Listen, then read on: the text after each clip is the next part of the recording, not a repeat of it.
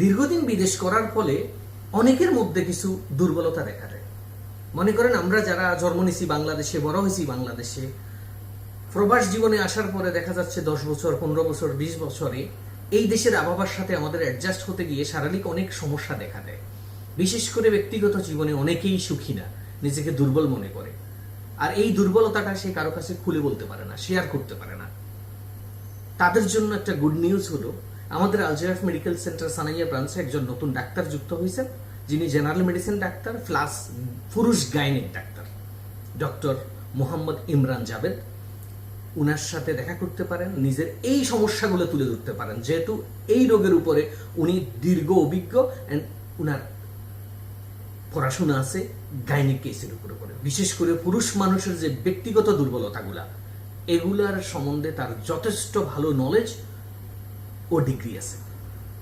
আপনার এই পার্সোনাল দুর্বলতাগুলা যদি আপনি মনের ভিতরে ফালে পুষে রাখেন, আপনি সুস্থ হবেন না। সুস্থ হতে হলে আপনাকে চিকিৎসা নিতে হবে। দেখুন, শরীরের যে কোথাও রোগ ব্যাধি হতে পারে, এখানে লজ্জার কিছু নেই।